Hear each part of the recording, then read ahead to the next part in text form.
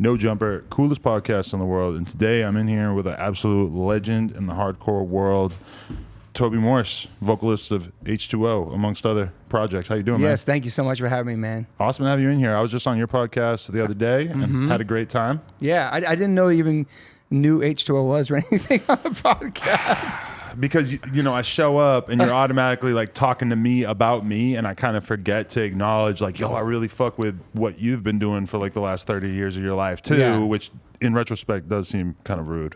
It's okay. I appreciate it. Also, I'm the Joker today.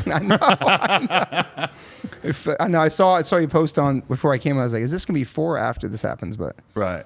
you look good though. I appreciate it, man. It's a good look. Yeah. So I've been diving in, totally just getting like reminded of how amazing so much of the music that you've made throughout your life was, and also enjoying the podcast, to be honest, too. One Life, One Chance, your podcast. Thank you, man. And yeah, it's just great to have you here. I'm not sure exactly where we should start, but I guess we got to go back in time. Sure. What do you want to do? I'm from the East like you. Yeah. Tell us a little bit about your early days, your upbringing. So I was born in Taunton, Massachusetts, which you probably heard of. Nice. And yeah, man, when I was 3 years old, my dad passed away. And so my mom started raising three boys on her own. And she got a job in Newport, Rhode Island. So we moved there pretty quickly. Oh, okay. And so that's when I really got into like skateboarding and punk rock. And that's the first time being exposed to all that. What year are we talking? Man, I was like early 70s I went there, yeah. Wow. So early 70s I moved there. And then when I got a little bit older and my brother started taking me to shows, that's when I really got exposed to punk rock. Right. And so we're talking about like skateboarding is kind of brand new on the scene. Like what was it like culturally, and what was different in Rhode Island as opposed to Massachusetts for you? Good point. I don't know, Newport was like the surf town, Okay. you know, and there was like local punk bands, and that's where we really got into skateboarding. And there was, I don't know, I think for Newport, it's because it had surf culture and then skate culture, and there was half fights popping up everywhere. Right. And we were reading Thrasher, watching the Bones Brigade videos, and some of my friends had punk bands like Verbal Assault and Vicious Circle, these earlier bands. Wow. So I went to middle school with these kids, and I remember my brothers brought home Sex Pistols. A-Track, Right. Never Mind the Bollocks, and I was skating to like punk music, and I heard that record, and I fell in love with the punk. You know what I mean? Because my brothers listened to AC/DC and Blue Oyster Cult and stuff like that. But then somehow they got their hold of the Sex Pistols. Then from there, I found the Ramones, the Clash, all that, and then later on, Minor Threat, and that's what really changed my life. Wow, interesting. Yeah, it's crazy looking back on that era in your life where you're familiar with like music, and then you find out about more aggressive music, and it just sort of fits in your head like, oh, this is for me. Like I'm kind of angry, I'm pissed off, I've got a little bit of aggression at the very least, and this really speaks to me in a different way. Yeah, totally. But like I liked the punk rock that I was skating to, but I couldn't really relate to like the fuck your parents aspect, because I love my mom, or like Anarchy or Never Mind the Bollocks. I didn't know what that stuff meant. Right. And then when I heard like 7 Seconds and Minor Threat and bands like that, Dag Nasty, who had like this message that I connected to, then it was game changer for me, man. Yeah, that was always the stuff that I was super attracted to too. Like I remember finding out about Minor Threat and like really just like clinging on to like any sort of information that I could find, because it's so early. Like for me, I'm talking like 98-ish, so like you know, internet's kind of like brand new, and like I'm able to find out stuff online but not much, and so I'm like really just going crazy. And that was like the same time period where I was like, you know, I was discovering all this like grindcore and death metal and black metal shit that I also was like, this is interesting, but this is not for me. Yeah. Yeah, you liked the music but couldn't relate to the lyrics, kind of that kind of thing, where I was listening to like Youth of Today and Chain of Strength and all this shit and Minor Threat, and I'm like, yes, this is actually how I feel. Yeah. You know? Yeah, because you were straight edge for a minute. We talked about that before. Yeah. And for a hot minute, yeah. I still feel like a straight edge guy who smokes weed. Okay. No, I laid off all... That's some new shit. No, but I laid off like... That's some new shit I never heard of. I'm very regretful about the large time period of my life that I did spend abusing drugs, so I want to throw that out there. All right. And I feel like, you know, if I was going to give a young person like any advice about how to live their life, I would be insistent on like the most important thing is pretty much that you avoid drugs and alcohol, or at least abusing those things. So, you know, I still like, even though I kind of started fucking around at a certain point, like that shit still just like rings very true to me. Like I really worry about what my life would have been like if I had actually been getting drunk all through high school and stuff. Like I felt like being drug free, at least till I was in my like early mid 20s, was like so important in terms of my development, you know? Yeah, for sure. Yeah, and around that, those bands just like spoke volumes to me. You know what I mean? I mean, I love the aggressive punk stuff that was talking about, you know, anarchy and fuck the government and all that, but the stuff that's like, you know, let's make the world a better place. Right. Like we can scream about shit all day, but let's actually do something about it. And a lot of those bands were about that, you know, animal rights, just being drug free, all that positive shit. They're just really connected to me, you know? Right, because I mean, at a certain point in a lot of subcultures or in a lot of cultures, period, it's like the only cool shit that is being depicted in the culture is stuff where people are being nihilistic, getting fucked up, etc. And that's like, if really like why straight edge needed to exist, I think, was because there wasn't like a strong youth culture like voice for that worldview, you know? Yeah, totally. Because the people looking from the outside, they saw it as a violent, which it had violent aspects to it, so we know that, but as a violent, crazy, slam dancing, all this shit, you know, these people screaming about it, jumping on each other. But then when you actually get there and you're in the mix, there is some shows, you know, when you go to, it's going to be a little more rougher than others, you know? Right. But people always looked out for each other, and it was like a dysfunctional family. Definitely. But the better than the one you had at your house. You know what I mean? So your early days going to shows, you I'm assuming went to a bunch of local shows before you maybe started traveling to bigger cities, or when did you start seeing all these bands that you were obsessed with? Yeah, like I was seeing like the local bands, and then I remember Descendants came through like in '85, and that was the first out of town band I saw, and I had that record, and it was an incredible record. Then after that, the singer Milo was at the merch booth, and I got to go up to him and say, "Great show," and shake his hand. Like that's the most magical thing about hardcore and punk, is that everybody's equal. And these people you look up to on these pedestals, you can actually talk to them after the show or have a moment with them. You know what I'm saying? And that moment could resonate with the rest of your life. Just a couple words with somebody like that you look up to, you know? And I thought they made it special. It wasn't like these big arena rock bands where they're untouchable. Right. You know, which I like that, but the punk thing really connected because it was this unit and everybody was the same in a sense, you know? We're all coming from fucked up childhoods. Maybe some are not, but most people had like different family lives. But we came there and we were together like a family. Coming from that worldview though, what does it feel like for you if you guys play like a huge festival where it's just kind of not realistic that you would actually get to like be out meeting every single person that was singing along to your band? Does that kind of feel like in a way it's sort of taken apart from like what you fell in love with?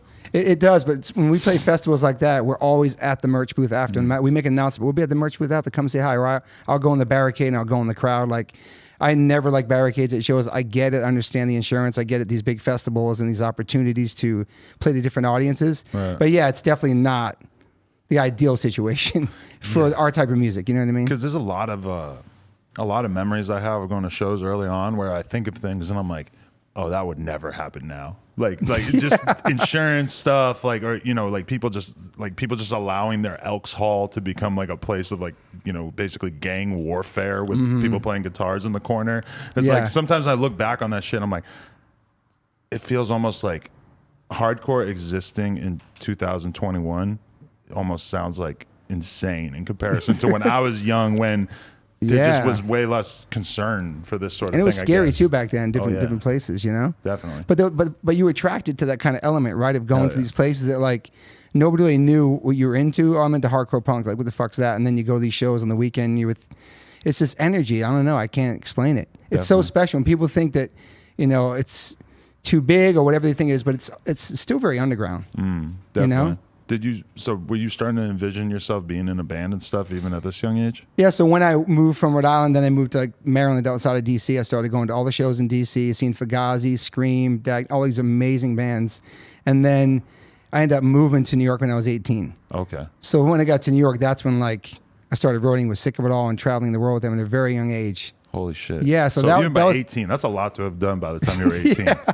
Well, I moved there. I got dropped off at CBGB's. I was pen pals with the singer of Token Entry. I literally got dropped up at CBGB's and started living in Queens with my friend Timmy Chunks. Wow. And so, yeah, I just do being a pen pal. And then I started doing weekend runs with people. Then I was a terrible roadie, excuse me, but they loved hanging out with me. So I was just like the crazy roadie kid. How did you convince your parents, or like what was the conversation with your parents like, or your mom? Sorry, rest in peace to your father. Thank you. What was it like sort of telling your mom, like, hey, I know you probably want me to go to college or get a job or whatever, but instead I'm going to go get dropped off in the middle of this crime-ridden city and just sort of figure it out? I mean, I think my mom was just stoked that I wasn't doing drugs and I was like skateboarding, you know, and I was passing in school. Right. You know, she was working like 2 or 3 jobs. My brothers were kind of wilding out and they kind of scared me straight in a sense. I thanked them for that for sure, because they were like smoking weed and drinking in the house, and I was like, that's not me, you know? Right.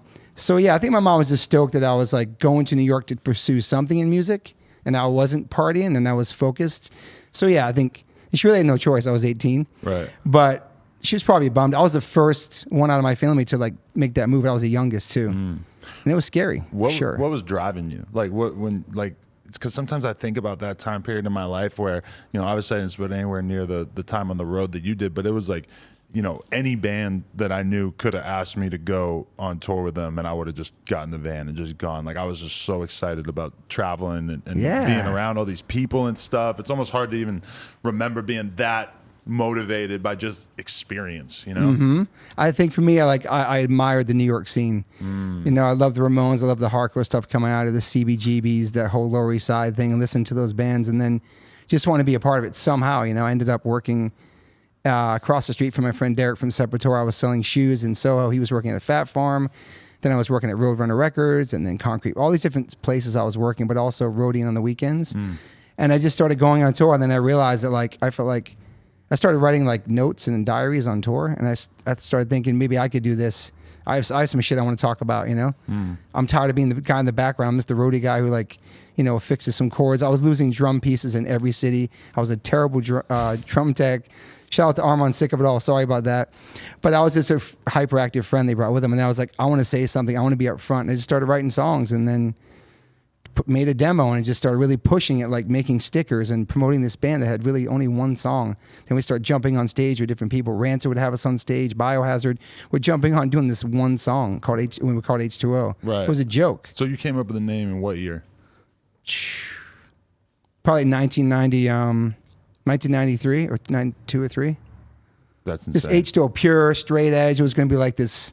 Like, nobody's straight edge in my band except for me, but it was just like this whole pure. At that time. Yeah, even now, just the whole. Oh, really? We've never Even been straight. now? Yeah, just me, only me. Yeah. Oh, I was going to ask you that. Yeah, so it's like it was just water, you know, pure, almost like a joke. But then we made a demo and people liked it, and we made a 7-inch, and then we got signed. It just went. It became something real. Wow. It's crazy because I didn't know what I was going to do. Right. Did it seem likely to happen? Like, were you the guy that looking back on it, you would have guessed that you would have ended up being the singer of a popular band? Or looking back on it, are you like, how the fuck did that happen? Exactly. I was like the roadie that wasn't supposed to make it. I was just the funny, goofy guy. Seriously, man, I didn't really expect it at all. And then when people started listening to, because of who I hung out with and the scene I was in, and maybe I had a lot of tattoos back then, people thought I was going to sound a certain way. But my band we're not from New York. My band was born in New York, but all my friends I hung out with, they were born and raised, Queens, Brooklyn. They were raised there, like street shit. And I was just coming from DC, loving 7 Seconds and all this melody. So I think when we put our record out, people were kind of shocked. The first 7-inch, we had a love song on it, like a poppy song. And people were like, oh shit, this dude's trying to sing? Because nobody's really doing that at that moment. Right. Not that our shit was original, because we were inspired by 7 Seconds, Descendants, all these bands, Dag Nasty. But you were very influenced by a lot of different genres of music, in a sense, because you're even saying you were working at Roadrunner, and they were mostly metal at the time too, right? Yeah, packaging up those Sepultura records and so many different, Deicide and Black Train Deicide. Jack. Yeah, Dog Eat Dog, and yeah, all those bands, yeah. Because one thing that I always kind of disliked about hardcore was I felt like people were so stuck in their own boxes of stylistically that, you know, like I felt like I would get shit for, like, you know, being into like Youth Crew shit and then also listening to more metalcore stuff or listening to rap or whatever. I always felt like people were super closed-minded about that. And going back and watching your stuff and thinking about what a different era this was, I'm like, that was pretty bold that you guys were kind of mixing different genres into your stuff even early on. Yeah, thank you. I mean, yeah, I grew up listening to hip hop, pop, you know, reggae. Obviously, we covered a Madonna song, my band. I mean, KRS-One, My Philosophy was one of the first vegetarian songs I ever heard in hip hop. Oh, wow. And that was the same time I was living at the Gorilla Biscuit house, and they had a song called Cats and Dogs, which is a vegetarian song. So I was like, wow, like I love KRS-One and BDP, and then I love hardcore. And this guy's singing about being a vegetarian. I was like, that's when I became vegetarian in '88. Right. A lot of people, it's hard to you know, for them to see the similarity. I feel like as I get older, it's so easy for me to see how hardcore and rap music are basically exactly the fucking same. It's just different expressions of the same emotions, really. Especially in New York, the melting pot during the 80s and shit. We were going to see Eric B. and Rakim. We were going to see De La Soul. Then we go see the Cro-Mags. Then we see Madball. Then we see Sick of It All. Then we see Third Base at NYU. Just crazy shows, man, always. I wish MC Search was here again so he could have a half-hour conversation with you about that. I put my leg up for him. I love that interview, though. I love Third Base. They were my favorites, man. I saw them many times, man. So many people asked me about why he had his foot on the table for the whole time. And I told him, I'm like, because he put it there for a second to show me his boot. And then I was like, you should leave that there the whole time. And he's like, bet. What boot was it? I thought it was a Timberland or something. Some Supreme boots or some shit, like something But rare. I love Third Base, man. Dude, I grew up on that too. Incredible. Underrated, man. Right. All those albums, man. It's crazy to think back on that time period of your life where you're so unbelievably excited about just seeing all these different acts live. And it's just like, just taking everything in just feels so incredibly important at that time. Yeah, I was like a sponge. I was taking it all in. I was so young. I was 18. I'm in this huge city, hanging out with all these crazy people who like gave me so much tough love and took me under their wings. You know, they call me the hick from Maryland. I wasn't even from Maryland, but that's where I came from at that moment. Right. So I met all these people, and I was singing backups on records and working at the studio in Queens where Gorilla Biscuits and Youth of Today would rehearse. Just all this shit I ended up doing. And I went out there with nothing, man. Just like, I'm going to do something in New York. It's so crazy because I'm not like usually a fearless person, but back then I was just like, this is my goal. In my yearbook, it says, move to New York City, support New York hardcore, and keep skating. But I never really skated when I got there. Nobody skated, really. Really? Yeah, it was weird. The scene wasn't big in that regard at that Nah, time? it wasn't. I mean, there was the Brooklyn Banks. I was more of a ramp skater. Okay. So yeah, that was like, I didn't skate much there. Yeah, New York never really had like skate parks until the last decade or two. Yeah, until I left it, yeah. Yeah. But yeah. Interesting. Okay, so how gnarly was New York at the time? I have conversations with people about this sometimes. It's always kind of hard to grasp exactly how bad it was. Yeah, it was the Bowery. It was like sketchy. Next to CBGB's, there was like this, I don't know if it was a homeless shelter or a rehab center, but they would throw like milk cartons full of piss down on top of people hanging out front. Wow. They didn't want nobody hanging out front. It was people fighting, and yeah, it was crazy, man. But I love the energy of it. Like, it's crazy because I have friends whose children now go to college today, and they're living on Avenue B and C and D, and D means dead. Like, you couldn't go down those places back then. Right. You know, it's just so different now. Yeah. But I love that energy, you know? Yeah, that is wild. Because I was there like maybe a year and a half ago, like down in the Lower East Side, and like it was so different than it was 10 years before that. And then when I think about what it must have been 20 years before that, like, that's fucking unbelievable. I know. I was there a couple weeks ago. We played out there, and I was walking through. There's like these lines for these brunch spots, and like, it's very young. I felt really old in that city. Right. I felt like I could never live here again, and it's not my city anymore. Like, it really was representative of a certain period in your life that eventually you had to step away from. Yeah, I mean, I love the city. I love that there's like new energy in there, but I just felt really like out of place, and all my restaurants are gone. Just the stuff I used to love, you know? I'm waiting in line for a vegan slice of pizza for like 15 minutes, and like just waiting in these lines, it just felt like, I don't know. Just felt really foreign. I love Cali, bro. What year did you move here? 2001. Okay. And what was the circumstance at that time? H2O was already fairly big at that point? Yeah, we're doing good. And but we were living in a 400 square foot apartment, me and my wife, and she's like, we have to go to California. I've been there before. I was like, fuck Cali. Fuck the West Coast. I was like, that's so hard before I left. I was like, man, shit is so different out there. Shit is pussy as fuck. I don't know what the hell I was thinking. I couldn't see beyond the buildings, you know? And I had been there on tour, but I never spent a lot of time here. My wife's like, trust me. We're going to get a house. We're going to have a kid. I'm like, okay. And I kind of left New York kicking and screaming, but it was the best decision I ever made. Like, you coming out here right away? It took like a year and a half or so. Right. I got a lot of jaywalking tickets. I didn't have a license. I didn't start driving until I was 33. Yeah. So that was weird. So that you could take your wife to the hospital. Yeah. Oh, shit. I'm taking this fucking deep dive in like Triple Lacey. Oh, shit. Deep. Yeah. So, yeah, my wife said, if you don't get your license, you're not going to be there when your son's born. So, I got my license. I drove like a little grandma going there, but I made it. Going back a little bit, when did H2O really start to blow up / get signed? Like, when did things get serious?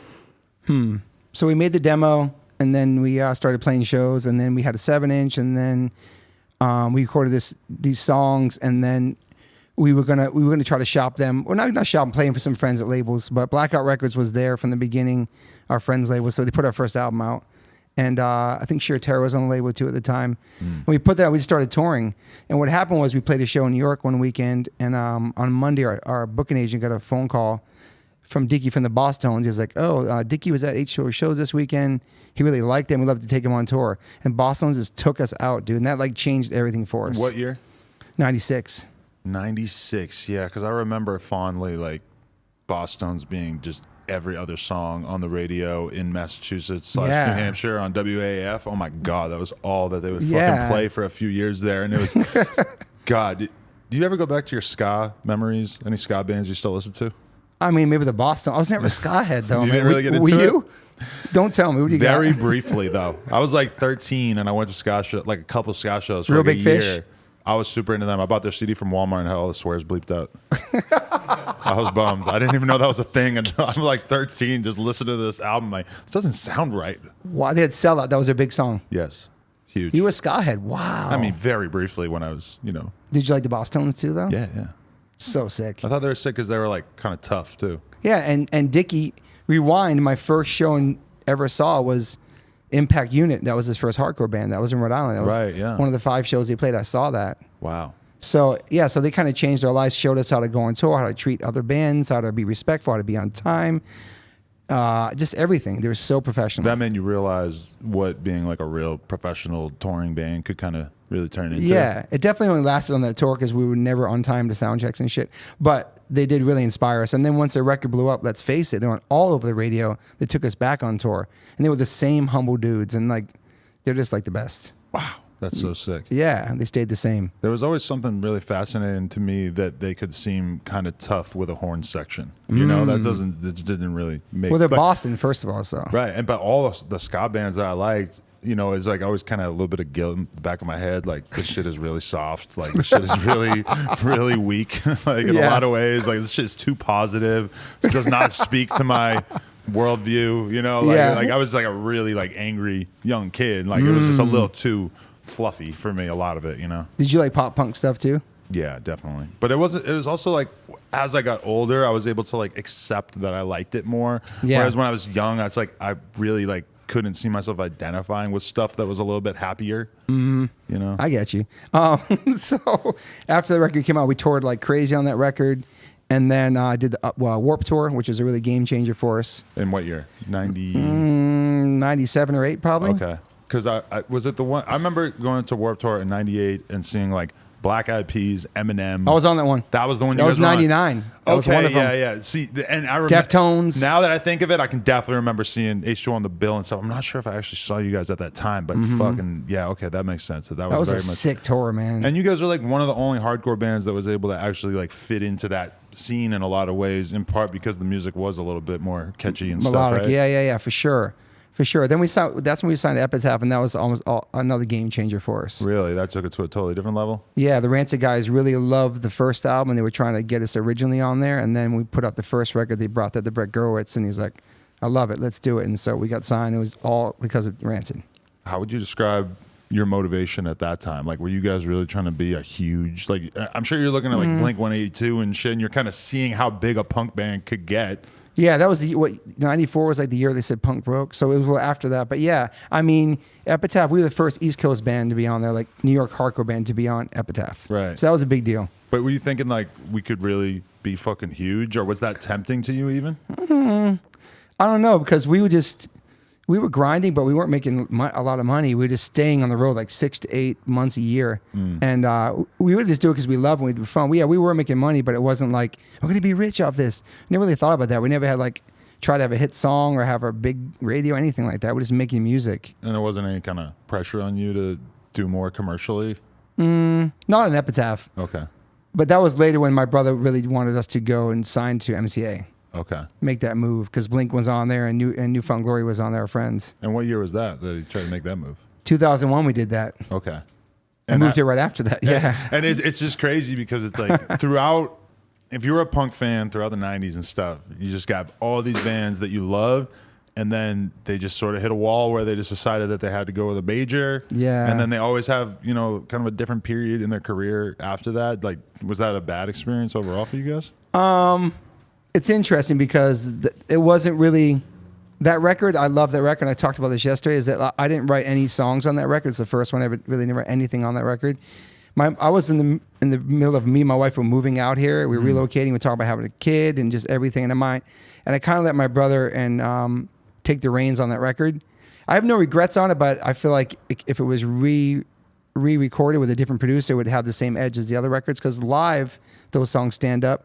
But for me, the record's too overproduced. And I love Matt Wallace. I love who produced it. It was a great experience. He produced R.E.M., Faith No More, incredible producer. We were recording at Rumbo Studios. Guns N' Roses was right next to us doing Chinese Democracy. Wow. So we would see Axl hanging out there every day, wouldn't say shit to him. We'd all have these conversations. Well, I'm going to go out there and say what's up to him. And you see him out there sitting there watching football, and we'd all walk out there and wouldn't say shit to him. We kept walking past him. It was surreal. It was like a wax figure, bro. Yeah, I don't blame you. I wouldn't really know how to fucking talk to him either. I know. So here we are living out here at the Oakwoods, which is pretty close to here, and then doing the record for like months, spending too much money on it.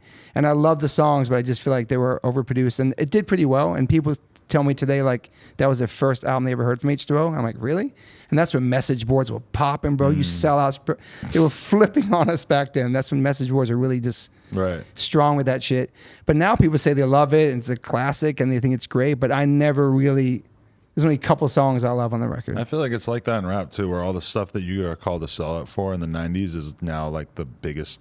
most beloved.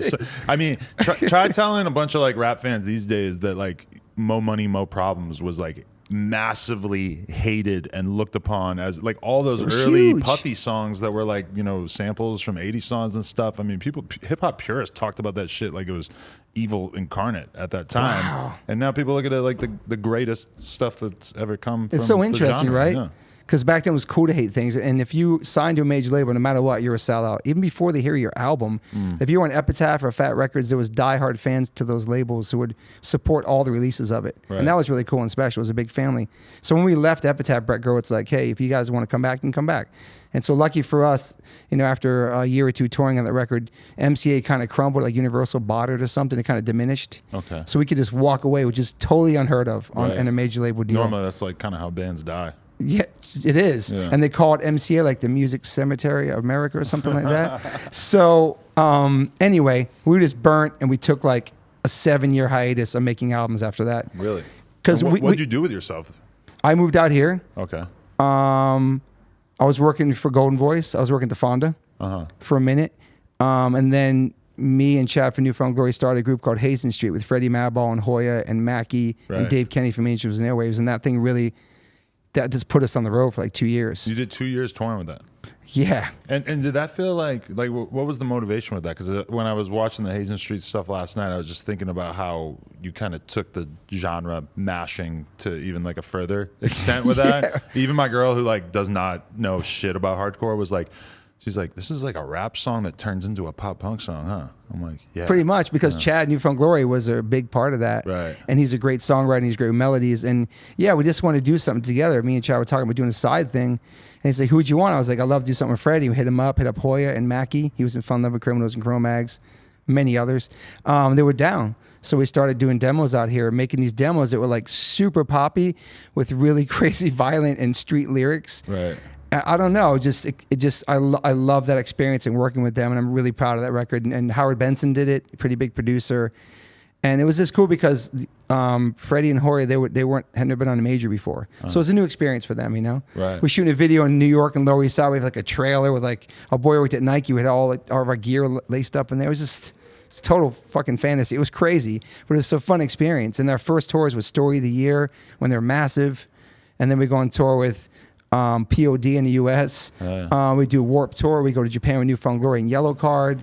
We're doing these crazy tours, and then Warped Tour is just, it was fun. Before you started Hazen Street, was there a time period there where you were just working for Golden Voice and you kind of accepted like a slower life, like off the road? No, I was going to have a kid, and I was just stressing, and we had like this time, and I was like, what am I going to do? And my friends worked there, so I was like loading gear, setting up gear. Kids were like, are you in that band? I'm like, yeah, I'm just working. Let me work. And I was just trying to like do it. So yeah, it was a moment where I was like, wow. And then when you're doing that, you're like, damn, I have to make a record. I have to go on tour. Like, you're behind the scenes. You appreciate it way more and respect it way more. But then we were doing this Hazen Street, and then after that, we had the new H2O record, which really changed everything for us. What was that conversation like when you decided you wanted to get back to it?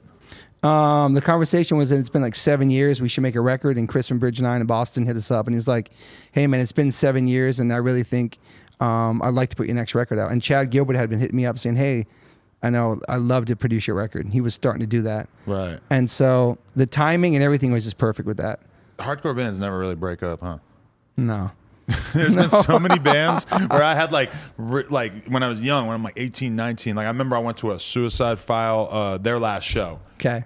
One of the best Boston hardcore bands of all time that never really like got to be at the level that they should have been. But I remember being at their last show having like this orgasmic experience of just like the best hardcore show I ever been to.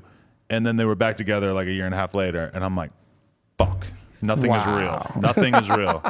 And then and I've just like proceeded to see that happen with like every other. Yeah, they break up, then do reunions and come back, and then we never broke up. Like we love each other. We're brothers. My brother's in the band. He started the band with me. He's an Offspring now for like the past 10 years. Oh, wow. But he comes back and forth and plays. But we're brothers, and people would see us hanging out in downtown Lower East Side after the tour. Like, you guys hang out. You guys are friends. We're like, yeah, we love each other. So for us to get burnt after the major label thing, we're like, let's just chill because we don't want to hate each other, or we want to be friends beyond this. And so, yeah, we just took that break and then we came back, and it was just, we've been nonstop since 2008 with that. Sick. Yeah, it was, it's been ups and downs, you know what I mean? Definitely. But we love each other. And I think that's what makes it strong. Like, we really love what we do, and we really still live these lyrics that we wrote 25 years ago off stage. Right. Do you have that like mental conversation with yourself sometimes about going on tour, in the sense of like, I'm assuming this doesn't, it's not a huge money maker, but it's like insanely fun. But also you're getting older, you have like other priorities and stuff in life. Like, does touring ever start to feel less attractive, or is it always, is it become like an addiction at a certain point for you? Well, I think that before I had a kid, it was different because my wife was on tour with me for like 10 years selling merchandise. Oh, wow. So we traveled the world together. We got to have those experiences together. And then once you have a kid and you're trying to like travel with a kid, like I took my son to Japan like twice before he was like 7. He didn't even know where the hell he was. Just bringing him with us, like traveling and having the whole family come. Yeah, it gets hard. And then you go on tour, then you're leaving your wife and your kid. It's so fucking hard. I love the 45 to an hour you get to play, but those other 24 hours on tour, thanks to FaceTime and shit like that, but it's just grueling, dude. I'm super emo and emotional person, so I'm like so homesick. As soon as I'm on the plane, not even leaving LAX, I'm like texting them, like, fuck. But once you get there, start playing the shows, you get in your groove, you're with your friends, you're on tour. Then it goes, to feel like you're 20 again. Yeah, exactly. Then it goes by then it goes smooth. But yeah, it's hard to balance it all, man. I'm very lucky I have. It's because my kid's not even 1 now. Yeah. But I've had that a couple times where I leave for a week or I leave for a couple days or whatever. And it's like, it's so hard for me to rip myself out of that dad mentality. Mm-hmm. And then when I actually get out there on the road and like I'm catching flights and just being a piece of shit with my friends and talking shit to each other, and like, it's so easy for me to then snap back into basically being like a 20-year-old boy. Yeah. But then you still have that lingering in the back of your head, and you just want to return to normalcy. Just like the guilt, like you're out there, you have no responsibilities, you can sleep on the bus all day in your bunk, you don't have to fucking answer to anyone. And then you're like, oh shit, but my wife's holding it down, like across the world, you know what I mean? Like, yeah. It's hard. There's a little guilt there. Because I'm talking about my experience, but for you, when you like leaving for a month or 2 at a time, and your wife is changing diapers and not getting sleep, and like if you were there, everything would be a lot easier on her. Was this like really hard to deal with that guilt at certain times? It was, because Hazen Street came out right when my son was born, and we were like touring nonstop. Right. But there's a weird thing I knew you should know because you just had a kid. Is this like when the baby's first born, it's all about the mom.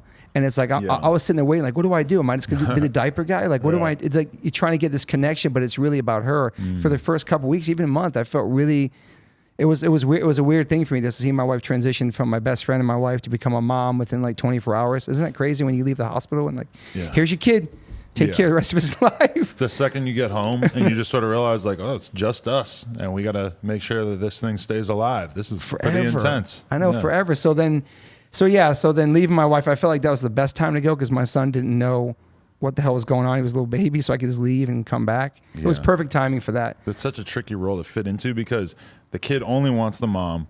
But so you have to like figure out how to make the mom's life easier while also dealing with the fact that this kid is not going to care about you existing for some time. Mm-hmm. And then when I started touring, my son was getting older. As soon as I get home, my wife was like, here you go. It's your turn. You know what I mean? Like I've been here for like fucking 3 or 4 weeks.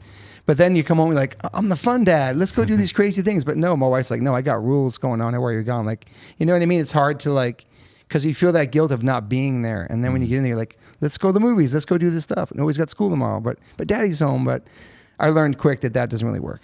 Honestly, like last night I was listening to the podcast that you did with your son. Yeah. The most recent one where you're like answering fan questions or whatever. And yeah, I was getting kind of emotional, honestly, just thinking about you know, like I'm still just in such an early stage in my kid's life, and then listening to you talk to your kid, and he's like a man.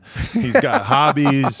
He's got shit he's into. He's into like all the same shit you're into and crazy, stuff. man. It's just kind of blowing my mind. And like, I mean, even like, it was like, because everything he says, you're kind of accountable for. So I'm noticing you in the conversation where you sort of want to like jump in to like clarify or like. There's one point where you asked him something about if he's ever going to get as heavily tattooed as you are. And he says like, you know, I got a beautiful body. I got a clean Like he slate. actually says that. You can go listen to it. And it's like you are kind of trying to like jump in there to like clarify, because you know that sounds a little odd. You're like kind of trying to like jump in the, because you want to, like, you're dead, like you're supposed to be overprotective and you're supposed to like really care about everything. I know. But then you also, I could hear you monitoring yourself because you don't want to be the overprotective dad that is going to be, you know, telling him who he is. Especially me. How can I tell him he can't get tattoos? Yeah. I can't say shit about that. But you don't even care about that, right? I don't. But he was trying to get a hand poked one last year in school. And I was like, dude, I know every tattooist in the fucking world. You're not going to get a hand poked in the back of the classroom. Wow. It was like a trend at his school. I'm like, no, dude, it's not happening. Wow. So he got an H2O tat recently and surprised me, which is beautiful. That was super emo. And he got his name, he got his last name on his back. That was the first one he got. He only has 2, but he's chilling. It's weird that your kid's a model. Like, how are you dealing with that? No, Like, you know, I knew, and that was what's weird too. When I saw him, I knew I recognized him, but I couldn't put my finger on it. And then I realized he's a model. And I'm like, oh, I've seen him in like modeling things. That's a weird thing to recognize somebody from. Yeah, and he doesn't even care. He just shows up. If he doesn't get somebody, he just keeps it moving, goes surfing. I love that. Like, he doesn't, like, he plays, he's an amazing drummer. He's a surfer. He's a skater. He's modeling. He works at Monty's Burgers, pull-ups out of Max. So he's just focused on everything. He's like not just one thing for him, and I love that. Right. The other thing that I always think about when I'm like observing your relationship with your kid too is like, you know, I got all these hobbies, interests, shit that I'm into, and I'm always kind of wondering like what out of these things my kid's going to gravitate towards, you know, because you want to let them be their own person, you know. Totally. If she wants to fucking ride horses and listen to country music, you know, I should probably just facilitate that. You have to. But it's pretty cool that your kid like ended up gravitating towards so much of the shit that you are into. Yeah. Did it always seem like he was gonna go in that direction, or did it ever seem like he was kind of like not into hardcore and stuff like that? I mean, he doesn't. People think he loves hardcore, but he only loves a few bands. Like, he loves his uncle bands. Obviously, he loves Hazen Street and H2O, and he loves Madball. Those are about the 3. He loves death metal and all this other stuff that he brought home that like we never listened to. He loves Fit for an Autopsy. That's like his favorite band. Wow. And Slayer and Deicide and bands I can't pronounce right now, but so many, Fit for a Cowboy, all these different bands I never even heard of. So Job for a Cowboy. Job for a right? Cowboy. I'm sorry. Yeah, Fit for now, because I said Fit. So he kind of found that on his own. You know, like we were watching Slayer at a festival. We got to play with him like 5 or 6 years ago, and he's like, "This is awesome." But then he went to a small stage in the tent, and he saw Fit for Naughty. I was like, "This is my shit," and he was obsessed with it. And come to find out, one of the guys in the band is from a hardcore band that I know back in the day. He's a hardcore kid. Wow, it's so cool. And it must be so weird because it's like you're watching their preferences develop right in front of you. Yeah, and then he loves like Little Pump for like 6 months, and he kept playing Little Pump and just all this other stuff to me, and he was teaching me about it. Now, but he knows like Gangstar and Mobb Deep and De La Soul and Tribe and Biggie and Nas. He knows all that. Like, I schooled him on like what I came from, what I grew up on, you know. But he loves, I don't even know, I can't pronounce some of these rappers. We're gonna go see him at Rolling Loud. He's like, I want to see this and this. I'm like, who are these people? You're going to New York for all that? No, the one here. The one here. Okay. Yeah. But he loves like, I can't even know. He probably knows what they're but crazy new hip hop, and there's some catchy stuff like Uzi Vert. Yeah, he's got really pop melodies. Man, he's got some crazy catchy stuff. Like, yeah, that I love. But it bears like no similarities to the rap music that you grew up on. No, not at all. But Max respects it and loves it and still listens to it. Like, I'll go in the car and he's listening to Illmatic or the infamous Mobb Deep. I'm like, yes. Right. But I don't push anything on him. I never push like. even vegetarianism. My son's never had meat. He's 18 years old. Like, he knew that me and my wife were like this, and he was raised eating healthy foods. And obviously he can make his choices if he wants to do it, but he's seen the videos. He's been to the pig vigils with me. He's been to the marches with me. He's in the mix. Like, right. He was like on some Earth Crisis vibe for a second when he was younger. Well, like, he started to get too aggressive yeah, with he it. just wanted to like save things. Like, we're outside Yeah. being peaceful at a march. He's trying to like jump over the fence and take a pig. Right. Like, he really wanted to do that. Like, he's really passionate about it. Wow. And then the same, like, he's never tried drugs or alcohol like me, and I've never pushed that on him. He just sees that I'm who I am, and I never tried anything, and I'm high on life and skateboarding, whatever I still do. Right. And so my job as a parent is to be a role model. That's I feel like the number one job, because if you're not, they'll find it somewhere else, and it might not be positive. I could tell when you guys were talking about that on the podcast that you had that conversation 100 times over the years of like, I'm not eating meat, I'm not doing drugs, but it's not because my dad's forcing me to. It's because, you know, I see the benefit in that, etc. Like, yeah, that must have been, well, it is kind of weird because it's like, you know, telling your kid not to do drugs and stuff is just common sense when they're young. Exactly. But he's kind of gotten to the age where you have to also explain, like, you're going to see your friends smoking weed at some point, and you don't have to take part, but also they're not bad people because 100%. they're doing that. That's got to be a kind of tricky conversation. Yeah, huh? and all of us, he's the only person who's straight edge out of all of his friends. You know, he's the only person, and that's how I was growing up. Like, all my friends in New York, I was like one of the only. There were people drinking 40s, smoking blunts. I was the only guy like with the boombox playing like Group Home or something, listening to hip hop on the corner in St. Mark's, and I was always the guy that was just high on life, hyper. And so Max is like that too. I see that in him so much. His energy, he's nonstop. He's surfing twice a day. He has all this energy. He's super healthy, and yeah, he hasn't meat, has new drugs, alcohol, and I think he just knows that, like, if my dad can do that and live the life he's lived and stayed focused, I could do that too. But he's Right. not judgmental. I was never a judgmental person. Right. Like, being straight edge and all that stuff is just my personal choice. And vegan for the animal is not for anybody else. You don't want to be judgmental, but you also want to explain to your kid that, like, you'd have to be a fucking moron to, like, take a bunch of pills or like all these other things that you do see people doing, and that the culture actually glorifies at times. And he sees these rappers dying from it. He Yeah. sees these rappers glorifying it, and he's like, he's not into it. You have to teach him to be a little judgmental too. The Little Peep doc was heavy, man. Yes. We watched it together. It was so heavy. That was so real. Like, I was like, and so we had this thing, yeah, just me and my wife, because we're always like, he's like, give us your list of your favorite rappers. And my wife would put like her favorite rappers to him. Like, my wife stopped listening to hip hop after like Sugar Hill Gang. She's old school with that. Right. But like, just comparative to what they're singing about, what the message is about. There's like a popular clothing line in hip hop now called Sugar Hill, Wow. and I'm not sure that it's related to the Sugar Hill Gang in any way, but I keep telling people that that's a litmus test for people in hip hop, is if you're old enough to see someone wearing a shirt that says Sugar Hill and you immediately think of Sugar Hill Gang, Of course. then you're on one side of hip hop. And if Yeah. you're young enough that you don't think that, then you get to fit into the other category. For And sure. that's okay. Yeah, and so as far as like the hip hop, everything changing in the sounds, it's the same with punk and hardcore. You know, there's stuff that may not sound hardcore punk to me, but it is because the people in the bands they grew up on it. It's in their heart. It's their message of how they live their life. And same with hip hop. Everything has to change. I'm just getting older, you know? Like the only thing you really hope for is to see your kid, or really young people in general, be excited about music. You know, Yeah. you're not necessarily going to be able to always like what they're into or understand it, but to see people excited about that's how I feel a lot of times these days, where it's definitely not shit that I'm going to go listen to, but it's exciting to me to see young people really just passionate about art, really. 100%. Like, he took me to go see Travis Scott, and we're watching at the Forum, and there's like 2 mosh pits, and people are diving, and I was like, and I said to him, I go, why are there mosh pits? He's like, why is there mosh pits at your show? And I was like, all right, respect. Like, it's a whole different world though, like, to see that. Right. I think it's awesome, because I just think I like how everything's all connected now, because growing up, you only heard punk songs on the skate videos, Yeah. and then was more hip hop. And I love the diversity of everything coming together, skateboarders, punk rockers, and it's pretty amazing, especially in this generation. Yeah. You know what I mean?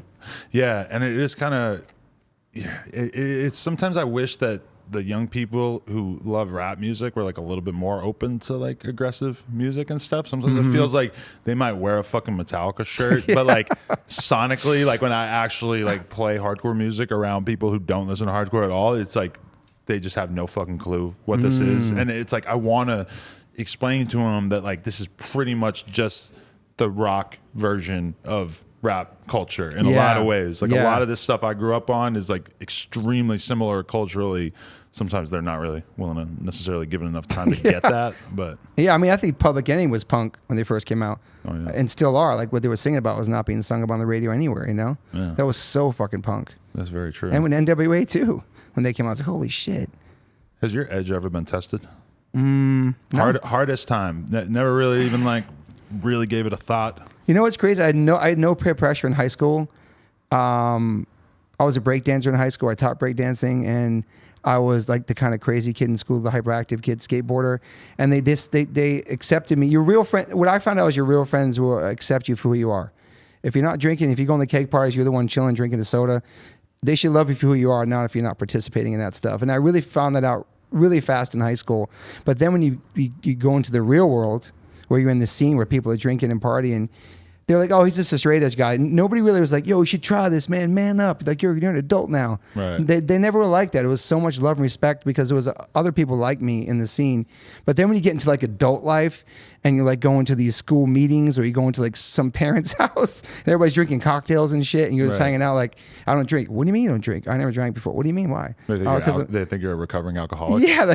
And I'm like, oh, I was this thing straight edge. What is that? Well, some people know about it. It's like when you're in real life society, it is kind of strange. Yeah. But nobody really pressured me. You know, people would tease me and talk shit, but I don't really care what people think. I think in the long run, you just having the guts to just be yourself is kind of going to gain respect from the average person. And especially if like people can kind of like, I've seen it with my straight edge friends over the years, especially in the BMX scene where it's like, yeah, there would be people that would kind of fuck with you or try to push your buttons or get you to do it or whatever. But once they see that you're not going to do it, ultimately they're going to respect your resolve, I think. Yeah, I think people would be bummed if they saw me do it. Like really close friends of mine, they don't want to see me drink alcohol, smoke weed. I'm already a fucking spaz. Those guys can vouch for me. Like I don't need any of that shit, and it would never be me. And it's funny. I had the same barber in Manhattan my whole life, and every time I go back, I get like a fade or something from. And he's like, "Hey, did you ever drink yet? When are you gonna grow up and have a drink?" And he keeps saying that to me. I'm like, "Yo, I'm 51 years old, dude. Right. It's not gonna happen. It's just not me." Right. But they think it's something you grow out of. But to me, it wasn't. It's just something that I just knew from a really young age. I didn't need it. Yeah. Because skateboarding was my high, and like this music was my high. And I think that the thing that a lot of people don't realize is that a lot of people have like built-in predisposition to addiction. And it's like, you know, yeah, it might be cool for a lot of people to fuck around with it. Like even when I look at myself, it's like, you know, I did coke all the fucking time until I decided I didn't want to do it. And then I just stopped and that was it. And it was like a lot of people, it's just not that easy. You know? You just quit cold turkey? Yeah, it started to just like really kind of affect me. Same thing with drinking. I quit all this shit pretty much at the same time because it just was having too much of a negative effect on my life. Yeah, there's some people who can't. Yeah, that's amazing. Like you can just shut it off like that. The best thing that the most convincing argument I ever heard from someone against straight edge, though, one time I had a friend from England and he was talking about one of our friends who was straight edge, and he said to me, he goes, "I just don't get it." He's like, "You don't fucking trust yourself? Like you can't even have one drink?" He's like, "I don't like going to the movies, but I'll go to the fucking movies if people want to go to the movies." And I was like, I'm like, that to me seems like a decent argument. Like, you know, you can not be into it and still do it once in a while. But it is a slippery slope. Like I said, like I think a lot of people probably that's not good advice. Yeah, I don't think I have an addictive personality at all. I mean, maybe I'm obsessed with getting tattooed and I can't stop. Maybe that's something. I'm not going to call addiction because that's a serious, strong word to use, but I don't know. I've never been like that kind of personality. The tattooing addiction is still like really strong in you, huh? Yeah. But you're like basically out of space? I'm definitely going to my head now for sure. I'm not going to do my face because I'm too handsome and my wife would kill me. And but there's other parts of my body that I could get that I don't know if I should go there. Yeah. I'm not sure if you have those, but I thought it was really clever that you got the Wu-Tang logo on your armpit because then you don't actually have to get most of like it's like a white Wu-Tang logo with all of it around it. Because that's got to be one of the worst spots, right? Yeah, the spider web in this is brutal. I had a spider web from one point. It's like horrible, man. Ugh. You don't have your armpits? No, back of the head is the fucking worst though. It's the worst. I heard the top's brutal. I haven't really gone. Are you gonna go there? I don't know. That's one thing I wanted to discuss with you because I feel like when I was young, my desire to get tattooed was so strong. And as I get older and more boring, it has basically completely vanished. But I still like don't have my back done.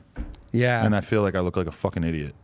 And I really like but that like hunger to get more tattoos just kind of has vanished from my brain, and I don't know if that means that I've kind of lost my edge or what. Maybe we'll come back to it. Because I stepped away from it for a while. And also when you get older, it hurts more. I really think so. Your tolerance for pain is different. I agree with that, yeah. But I just can't stop. I just keep thinking of other things, or I'm missing this person or this artist that I want to get. I had a list of like all my favorite. I have like probably 85 music tattoos, at least doubles and triples of things.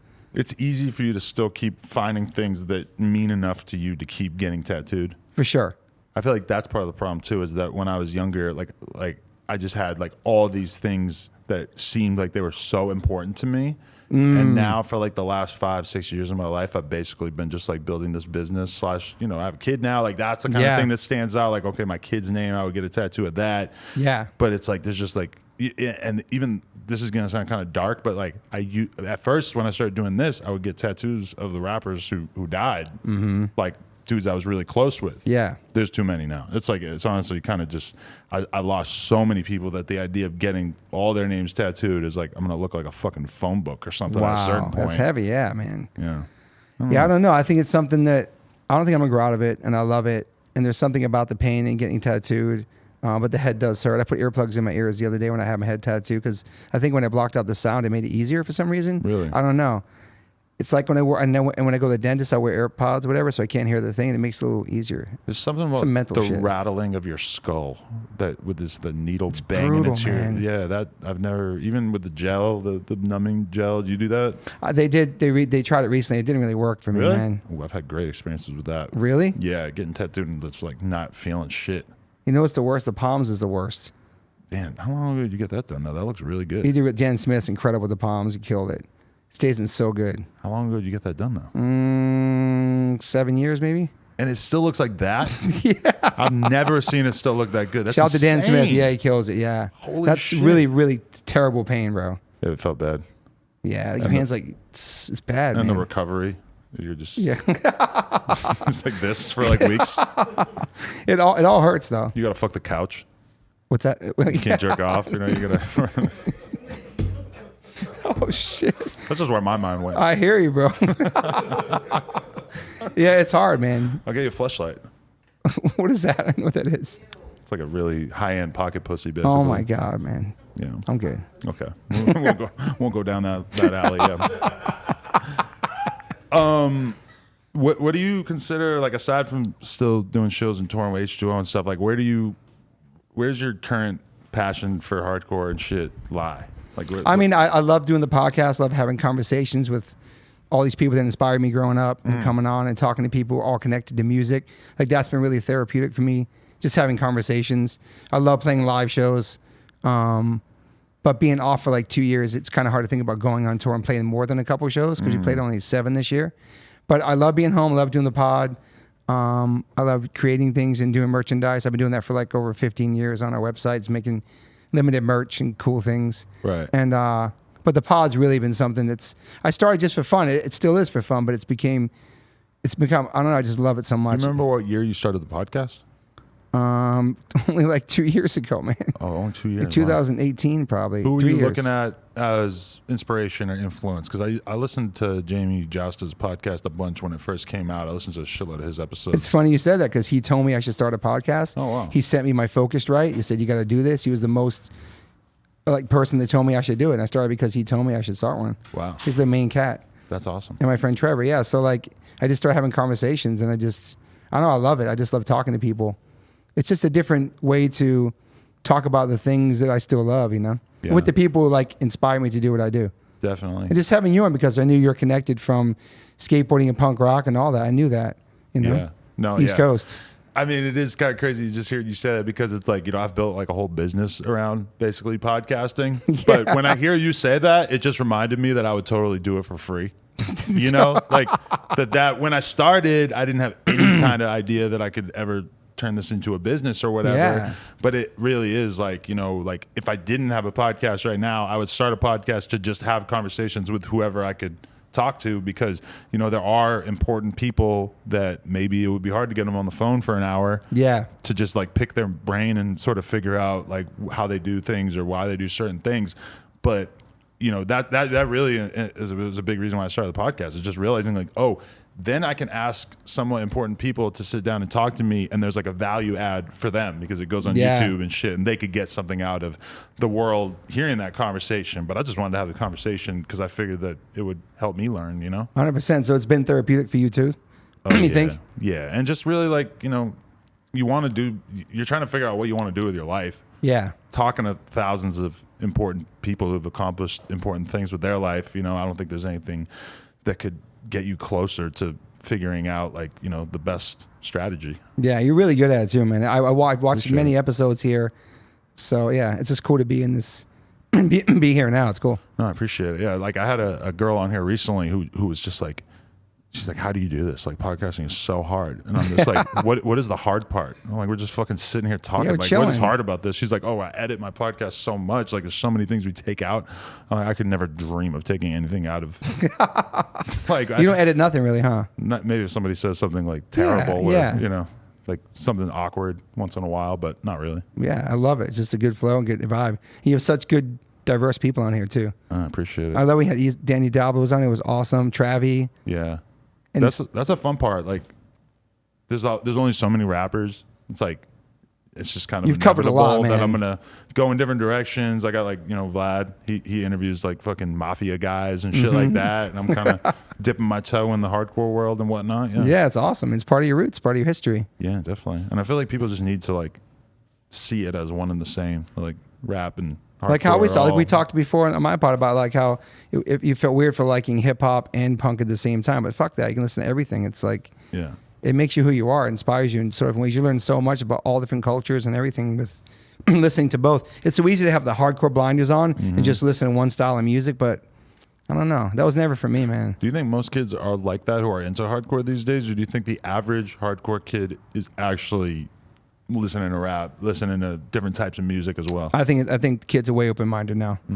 There's so much styles of music and hardcore and hip hop that all cross each other and different inspirations and just everything about it with streetwear, just everything. I think it's way different than it was we growing up. That's one of the biggest differences about the culture that I notice now, is that it used to be when I was young, probably even more so when you were young, you know, like when BMX and skateboarding came out, these are like the two options to football and basketball and baseball. You know, it's like these are two new sports, but there's so few niches for the average kid to choose from. And then even like punk rock coming out or whatever, it's like there just wasn't that many things. Whereas now the world is just so fractionalized that to be a kid, you could be into like Minecraft and you listen to like a couple of different bands or whatever, but there's like infinite online communities and stuff. And sometimes when I look at like BMX shrinking or like certain styles of music seeming like they're less relevant to me, it's like a lot of times I think it's because kids just have such a plethora of interests to choose from. Yeah, there's so much, especially with the internet too. Everything's that. Yeah. You can find everything, get into everything, or hear a song. Or even like kids on TikTok, they post like the seconds of the song. My son was like, "What's that song?" And he'll look up that song and then find that band.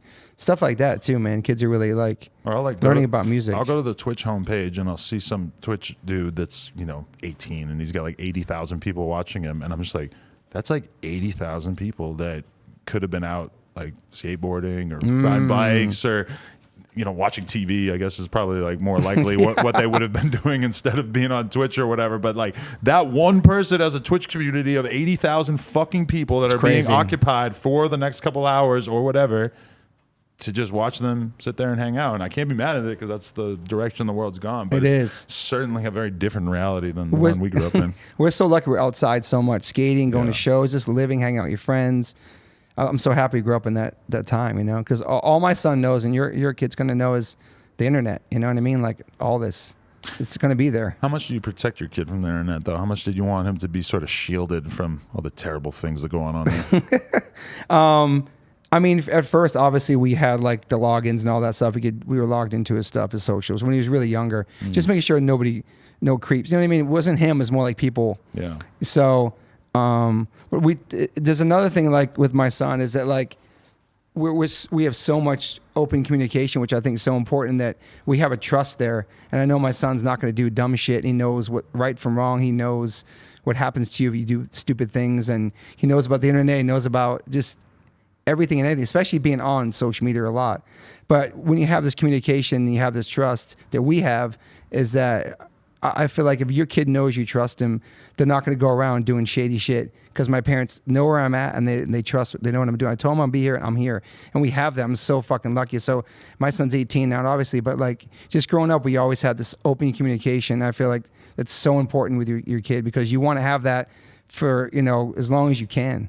Because once they're out, they're on their own. So yeah, so there's trust there. We did have it like monitored when he was younger, but he wasn't doing anything. He was playing Minecraft. He was doing stupid games and shit. He wasn't like really on there, but he knows he's a very focused and smart kid. And yeah, I just feel like that is super important. Just the conversations you can have about everything, good and bad, and you can't be scared to have them with him. You know, it's super important. Yeah, the trust is the whole thing. Because if you can get him to the point where you actually trust him, then you're good. 100%. That's got to be hard to get to. You might be making that sound a little easier than it is. He would say to us, he'd be like, hey, all my friends are skipping 7th period. He'd call us and ask us if he could skip 7th period. But his friends aren't calling their parents, I don't think. He'd call and ask permission to skip class. We're like, sure, since you asked, yeah, sure, do it. Right. Or like, I'm going to be at this party late. Like even now, he's 18. He's like, I'm going to be at this party till 2 in the morning. Is that cool? Like, yeah, I'll leave the keys outside for you. I'm safe. I'm good. Like texting us, I'm safe. But you having faith that he's not getting fucked up has got to be such a huge part of that. Because as soon as a kid gets a couple beers in their system, you might trust that kid. But now I don't trust you because, you know, realistically, nobody should trust you because if you've had a couple of drinks, you are no longer the person that you are walking around the rest of the day as. And you can make all kinds of stupid decisions, some of which could get you thrown in prison for 10 years. For sure. So knowing he's sober, knowing he's out partying like that was so good. You know what I mean? Like, and if he wanted to do these 18, obviously it's his choice. But yeah, like we have this trust and this really tight family unit, me and my wife. Definitely. Very lucky, man. Yeah. I think it's maybe taking him on the road at a young age, him seeing the world at a very young age, like happened to me when I was 18. Like just taking him and traveling around and like, I don't know, it's made him like a well-rounded kid, you know? Yeah, definitely. I was listening to you talk about how you were at a show in Berlin and he just took off on his skateboard and just came back with a bunch of random kids he had met out skateboarding. And I was just kind of like, holy fuck, you must have never felt like your kid was more of a man than in that moment. Dude, pulled up to the show and it's like a whole bunch of 5 or 6 different kids. Yeah, he met him in the town square. He was skating somewhere. I don't know where it was.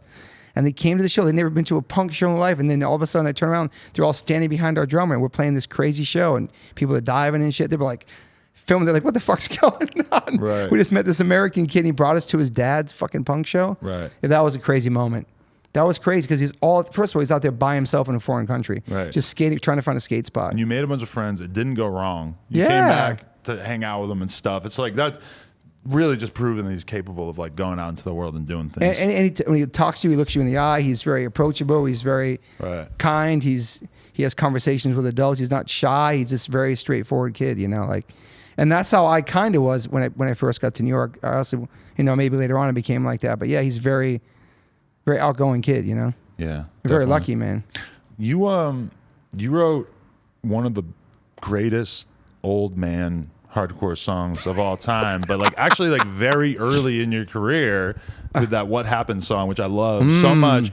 But then also it occurs to me that whatever you were speaking on at that time is probably much more pronounced for you now. Like it must become so hard as a hardcore elder statesman who's still so close to the scene to maintain the same enthusiasm when you've just seen the scene go through so many cycles of people just sort of, you know, like you say, like, why does everybody look the same? And it's like, I remember being 21 and going to shows and feeling like, I feel like I've kind of already seen this a bunch of times. Like I already seen kids like you pop up and then do your thing for a couple of years and then you're gone. And you know, I got jaded like super early to it through some more specific stuff in general. But does that feel like a risk for you? Like, you know, just getting over it in a certain extent, or does it feel like you're way past that being a possibility? You know, being over like being in a hardcore band or just playing it. Yeah. And something that's so intrinsically like associated with young people, and especially like where, you know, at a certain point, do you ever just feel completely disconnected from what the fuck they're doing? Sometimes I do, but then sometimes I listen to like new bands or people will send me something, check out this demo or listen to these new hardcore bands. But the kids do keep getting younger and younger, and the people that grew up in our bands, they have children now, so they're coming to shows with their kids. That's a really interesting thing too. It's awesome. But I don't know. I went and saw this band Turnstile a couple weeks ago, who I really love, and I was with a bunch of older hardcore statesmen, as you call. It was Fletcher Pennywise and Doug from Dagnassi. We're all watching this amazing show. Derek Serpentore. We're watching this band who we love, and these kids going bananas outside at the show. And I thought to myself, if I have to walk away right now from hardcore, I'm so happy it's in the hands of this band Turnstile, because they embody everything I love about hardcore and punk and pop music all combined. The energy, the positivity, the songs, the melodies, the samples, just everything. So when we play shows, we have older and young kids come out to the shows, and people still connect to the songs we wrote 25, 30 years ago, which is crazy. And I'm very lucky to still do it and people care. But yeah, I don't know if I'm going to do it forever. That's why I love having this podcast. But yeah, I mean, you do feel old time to time, especially, but a lot of the bands I look up to are still playing and killing it, and they're a little bit older than me. So it's like, they kind of inspire me too. Like Descendants are still playing. Right. You know, bands like that who I love are still playing. 7 Seconds are coming back. I feel like this music keeps you young. I feel like playing, I don't know if it's just hardcore punk music, but it definitely keeps you, I just feel like it keeps you a young spirit. I don't know. I was looking at the bill for Complex Con, ASAP Rocky, Turnstile. Sick. I was like, wow. I love that. That's crazy. But that's what we're talking about. I'm not used to seeing like complex, like hip hop, quote unquote, media institutions like putting a hardcore band on a level like that. I was like, that's pretty. But see, this is what we're talking about. Growing up, we loved hip hop and hardcore. Now it's bands like that who are like bridging that gap and bringing skaters and people into hip hop together. I love that, man. Yeah. It's a new generation.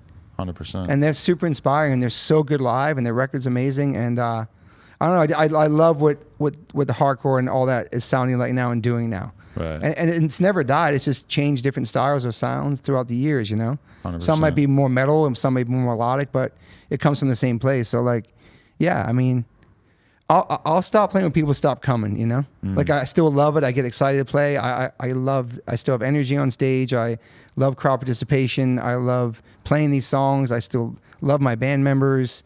And yeah, I'm very lucky that I still get to do it, you know? Especially in 50s. It's crazy. But I started my band at 26. It's kind of late in the game to start a band, but... When I had a conversation with Violent J of ICP the other day, and he said that they were hanging it up. They're no longer touring. Wow. They're going to do like little tours, festival appearances, stuff like that, but they're not like touring like they used to anymore. And that definitely made me feel like, okay, everybody's ride comes to an end here. Yeah. You know, like I've never thought that they would like hang it up. Like I thought they were just going forever, but in reality, they are pretty goddamn old. And how many years they've been together? They've been together for a long time. 93 or 94, I think was their They're first super album. DIY, make their own merch, put their own records out. Yeah. They were smart, man. Yeah. Like whatever they did, like they really stuck to their, I don't know, what they want, their roots, and just really did themselves. Well, somebody had to speak for the white trash people, you know? You were never a juggalo, huh? I was. For real? Yeah, briefly. I mean, I wasn't like wearing the paint. I wore the paint Gotcha. one time for Halloween that a lot of my friends will never let me forget that I've admitted that I wore it. No, because my mom caught me in a fight after school. Oh, wow. And it was on Halloween, and I had the ICP paint on, and my mom was driving home from work, and she saw me on the side of the road fighting some kid. No way, with your makeup on? Yeah, and she pulls up, parks the car, like, get the fuck in the car. What are you doing? Wow. Yeah, that definitely stands out in my mind. So when them saying they're going to call it quits, you're like, damn, things are coming to an end. Yeah, maybe.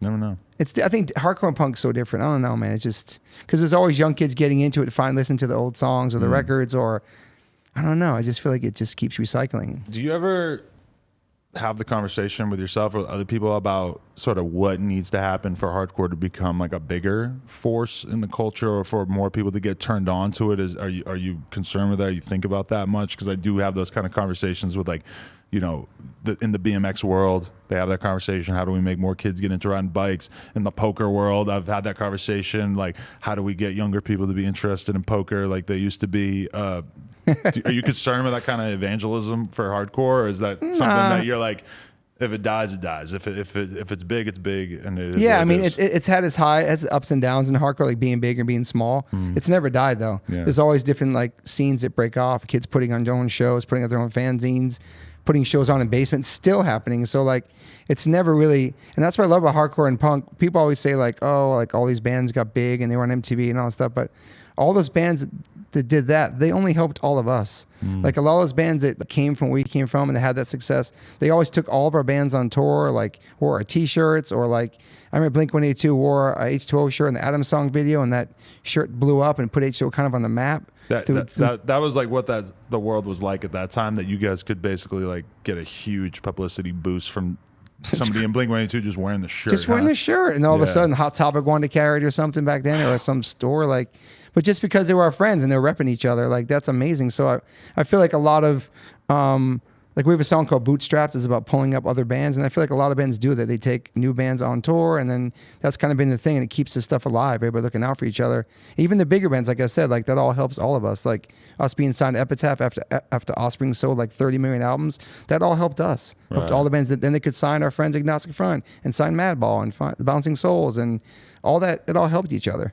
And it's been alive. It just never died. And I kind of love the fact that, you know, you can go to still like an underground show right now, or you can go see a hardcore band play with another band that isn't so hardcore playing at a bigger venue. Like it's all there. As long as the message, for me, it's a positive message. So as long as the bands that I love are still out there, like inspiring people, and it may sound a little different than H2O, that's awesome, man. I think it's still alive. As long as they don't have bottle service at hardcore shows, I think we'll be all right. You know, as long as you don't like have to get a table at the show. Yeah. Because I remember when I moved out here, and I realized that you had to like order your tickets in advance, because if you just showed up at the show, you wouldn't get in. Wow. Because like, you know, venues can only have so many people. Yeah. And like that was kind of like a weird realization, because I had never purchased a ticket my whole time going to shows just on walked the East up. Coast. Yeah, it was just, there was never shows that were like, well, I don't know. Maybe I did.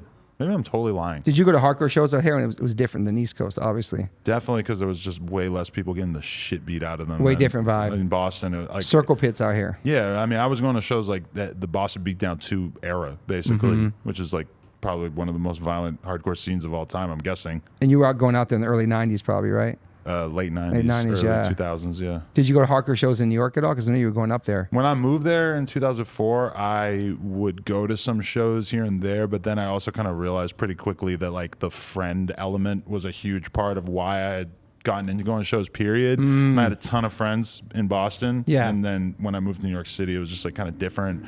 And yeah, I just kind of fell out of the loop of like going to shows consistently out there. But then when I moved in with Brendan, the singer of Incendiary. Okay. And he was my roommate for like 5 years. So nice. I used to go to shows with him and shit. Yeah. Yeah, that's a great band too. Yeah. Long Island, right? Yeah. As soon as I posted a photo with you, he said, he fucks with Incendiary. Message me right away. He will tell me anytime that someone's a fan of Incendiary. That's cool, man. As soon as he awesome. saw you, he's like, he's a fan. Wow, that's crazy. So that was before that band was around, or was it? I saw him start it, yeah. Okay, that's awesome, man. And so it's been kind of trippy to see them be like a real New York mainstay at this point. You never wanted to be in a band or sing in a band or do music? Nah, that never really. I mean, I had like we practiced a couple of times. Okay. When I was like 18. Real? What kind of, was it hardcore? Oh, I had a straight edge hardcore band for sure. Wow, Sky's dude. the limit. You fucking heard it I first. can tell you that because we never even put anything out or did anything. It's a great Biggie song too. I drew a cover for the proposed 7-inch. Wow. And then we recorded, and I don't know if it was like just us or if it was the person recording us, but it sounded so bad that I basically just forgot that. So nobody has that recording of Sky's the Limit. No, thank God. That is so sick. Oh my God. Adam 22 sings in the straight edge band. If you could hear it. I would crawl out of my skin right now. What were you listening to at that time, though, and maybe made that sound? You like more hard? Youth of Today, Chain of Strength, shit. all that shit. Wow. Yeah, I love the band Mental from Boston. I remember that band. But this was probably before I got turned on to them. Wow. That's when I was really like, you know what? Being a goofy straight edge kid is all right. This sort of like weird, exaggerated moshing that they were doing a lot of at that time. Were you militant too, or no? No, not really. And when you're vegan, you weren't militant either, right? Just for you, yeah. Yeah, I was just, That's crazy, man. It's crazy how these worlds collide like this. Should I give you a platform to tell the audience why they should stop eating meat right now? No. Okay. Okay. By all means. No, man, no. Yeah. I'm not like that. I respect it. Thank you. You tried it and it didn't work for you. Yeah. I don't know. Yeah. So I'm just waiting for the doctor to tell me.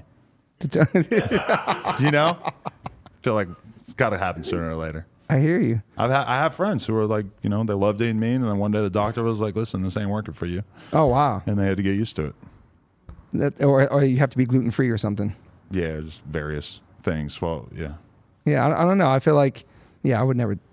It's not my place. It's how I live my life. It's my personal life. You know, I'm not gonna be preachy about shit. But I like how you do the seminars at schools and stuff of like talking about straight edge. Like, how'd you get into that, and what is the message that you try to get across to these kids? So basically, a teacher from Rockaway, Queens, she was a fan of H2O, and she made this PMA mix CD for her students for like a spring break or something. And one of the songs was on there, a song called Sunday that I wrote about my dad. And when they came back, they had to write about their favorite song on that CD, and everybody picked that song. Really? So then she sent me like 35 letters from these kids about the song, and I was reading them at my house, bawling, like what that song, how that song connected to them. Wow. And then she's like, next time you're in New York, come by, you should talk to these kids. You should like, I'm like, about what? She's like, you're a tatted up punk rock singer who's never did drugs or alcohol. You're vegan, you're a dad, and you know. And so like I put together this PowerPoint, which I never done before in my life. And I was so nervous about going to this school, and I just had pictures of my life. These are my friends who did drugs and alcohol who died. This is my dad who died. This is my band. These are the people who inspire me. These are some people you might know who live a straight edge life, could be a role model. And I went there and I just had all these cue cards in my pocket. I was so shook. And my friend Vaughn Lewis was there, my friend Tall from Crossroads, and I just went in front of the class and I had this thing and I just started talking. I didn't even touch my cue cards. Just started flowing and just telling my story. And kids were asking me questions about like how you can look like that and not ever try drugs. Because so even when I go speak at these schools, some of the kids were like, if you had saw me on the street, would you think that I was like a drug-free person? Like, no, definitely not. Right. And there was some kids actually trying to check me at some of the schools. Like, you ain't straight edge, we don't believe you. But I had some, I went to well, I have my drug test on me right now, kid. But I went to so many schools. And so after that school, I was like, wow, this is amazing. This is an incredible reaction. You can talk to the kids after.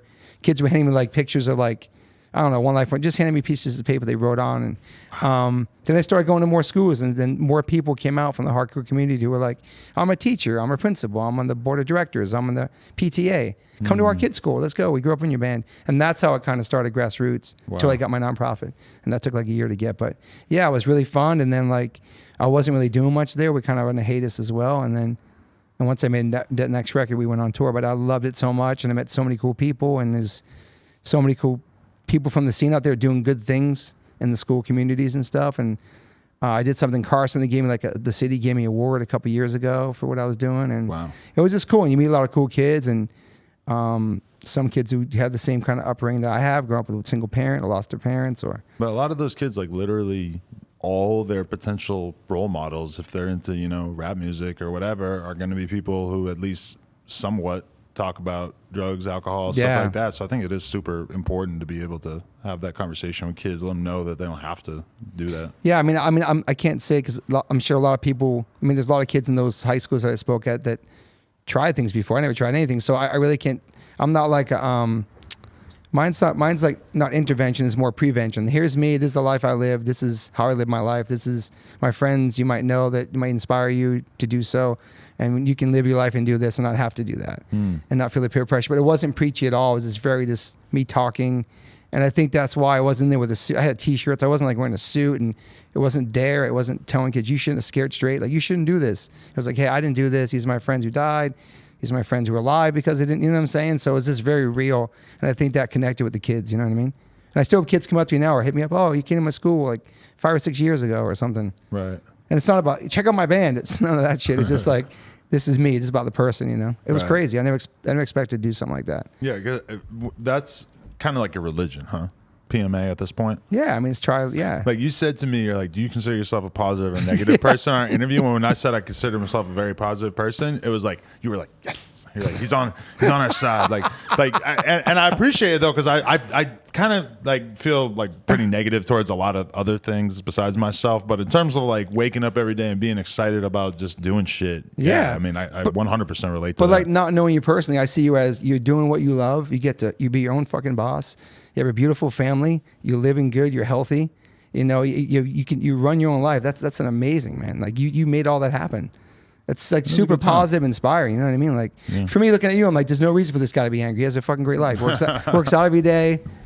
You know, gets dressed like that at work. Got Joker paint today, so I missed out on the workout this morning. You know? But I'm just saying though, like you created your own shit for yourself. It's amazing, man. From doing blogs and just being a BMX fan to like to know just everything you did. Like that's all you, man. That's being positive, being focused, man. I appreciate it. Super focused. You're young still too. I want to like really like that same thing that you're kind of doing and going to schools and talking to kids about drugs and stuff. I want to like help kids like wrap their head around what it is to be like a content creator, because I feel like that's like the number one thing that kids want to go into these days, which is kind of bizarre, but I guess that's a fact. It is a thing. And it's like, you know, there's just so many people who want to like, you know, doing this kind of stuff. I just am constantly kind of meeting young people who are, you know, interested in that and maybe don't have the whole game plan of how to get there. Yeah. But I feel like that's the kind of thing I would like to spread to the youth a bit more. I mean, kids are wanting to do YouTube stuff to make a living. It's a thing. Like my son shows me all these different people. Like, he made this much money. Look at this guy's house. Look what he's doing. Like, just creating content is crazy, man. Yeah. It's like something. It's like kids might want to do that and not go to college now and to focus on that. Yeah. It's wild. Definitely. And for us, it's like, that sounds crazy, but it's like, it's 2021. This is what's happening. Is college like a big thing to you? Or are you pushing your kid to go I mean, I didn't go to college, so I really can't say. But do you want him to if he wants to do something, or a trade school, whatever he wants to do and focus on. Like right now, he's only 18. He's just working, playing drums in my band H2O right now. Played a couple of shows with us, and you know he fills in on drums. Like he plays man. the whole time. I thought he just jumped on for a couple songs. No, I just played the whole sets in New York and New Jersey. It was amazing. Wow, man. It was surreal because he's only been playing one song for many years, and now he just jumped up and played those shows. It's crazy to look back and see your son like just smashing those songs you wrote like before he was even a thought. Before I was even with my wife as a girlfriend. Like this guy, it's pretty awesome. Wow. That's pretty full circle of life type shit right there. Yeah. He just graduated. Now he's playing with us, and it's pretty awesome, man. That's amazing. Yeah. What a life. What a life. Your life too. Nah, dude. My kid playing drums for me. Well, no, my kid engineering this podcast for me. Yeah. That would be sort of the comparison, right? How old is your kid now? 1, not even 1. Oh, yeah, you're chilling, yeah. Almost 1. There's so many great years coming. There's like these different chapters of different things, and you know what I mean? It's kind of small things right now. Like the other day, I shaved my face. We filmed me walking out with a shaved face. She didn't care. Okay. Today, we filmed her reacting to me in the Joker paint. Didn't care? Didn't care. So, still waiting to see what she's going to care about. When's the last time you shaved? You look super young with your face shaved. I hadn't shaved my face in like 2-3 years, wow. which is such a weird thing to realize. Like, because the dude who shaved my shit, he was like asking me, because I have there's a guy, Combat Jack, who was like one of the first podcasters that really got me excited about podcasting, and he passed away, and I got his name tattooed right here. And the kid who cut my hair asked me, and I completely had forgotten what tattoos I had under the beard. So that was kind of a crazy experience. Wow, just seeing it for the first time in a couple of years. Yeah. Damn, your life moves pretty fast right now. Your life. Yeah. It seems. Yeah, like when people ask me to like do something that would take like 2 hours, and I look at my schedule and I'm like, I don't really have 2 hours for the next couple of weeks. So. But you're off on the weekends, so only pods during the week. Yeah, that is the weird thing, is I just completely just shut everything off on the weekends and pretty much. It's cool to be able to do that though. Not always. Like sometimes, like this Saturday, I have to go to a fucking rap battle, so that could be cool. Who's battling? A lot of people. Okay. Yeah, there's a lot of people on it, but yeah. I love the Corrupt one. Yeah, that was great. Loaded Lux is the main artist that I'm going there. It's Drake's birthday party, I guess. Oh wow, you must I don't know if Drake's actually going to be there or not, but we're gonna find out. You must get invited to so many things, man. Yeah. Like events like that. Years of not going anywhere has really made people stop asking me to go places, which is cool. Well, you do so many podcasts. It's pretty inspiring, man. Yeah, appreciate it. 5 a day. You make any money off those things yet? I have one sponsor right now. I want to talk to you about that off air because I'm really Death. Yeah, I'm really particular about like who I align myself with and who wants to sponsor me. Nice. You know what I mean? Because I can't do like a beer company. I just don't know. I don't know how to do that. CBD, bacon strips. These are all my ideas for your podcast sponsors. Bacon, CBD. I don't know. Work on a few more. Yeah. Yeah, I got to figure that out because I'm not really like. It's just me. I just do it. So I email them, hey, you want to sponsor my podcast? I don't know how that shit works. Can you be straight edge and do CBD? I don't know.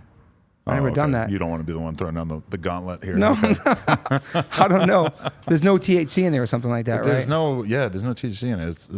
It's so lacking in any sort of like oomph that I would think that it would probably be all right. I don't think you'd have to do an absurd amount to really feel anything. I heard it's good for you though. I think if aspirin is straight edge, then it should be all right. Tylenol, Advil, whatever. I barely take that, but whatever. You a coffee guy?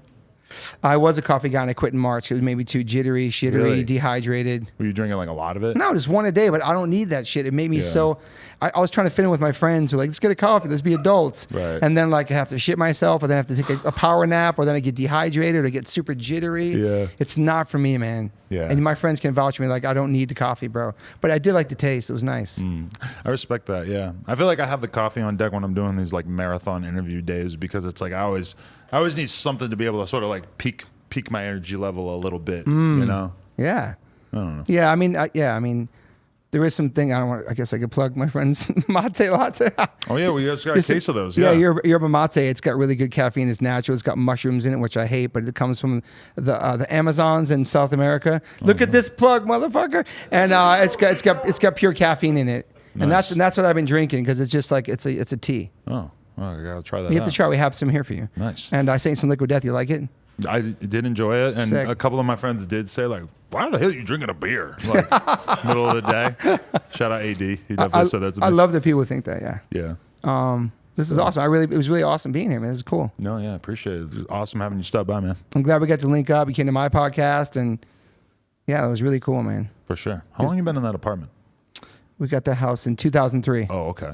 Nice. Bought it in 2003. Yeah, Because I'm man. watching all these like old videos of you on YouTube and like just holding down the same place. Same place, It yeah. was tight. I know it's been a long time, man. Hell yeah. I'm very lucky, man. Very sick. Well, thank you, and Very I'm cool. trying to. I'm gonna get more questions for you, man. Oh yeah. Is there like a favorite, like our hip hop artist you'd love to have on? Just one. A lot of the big ones, I guess, would be, like obviously it'd be great to have a Jay-Z conversation. He talks to like one person every 3 years, so that might know. be tough, I don't know. That'd be pretty sick. Been holding out for the Drake one, but who knows? I think that could happen because I remember you said he DM'd you before. He said it before, so And what, you watched the verses?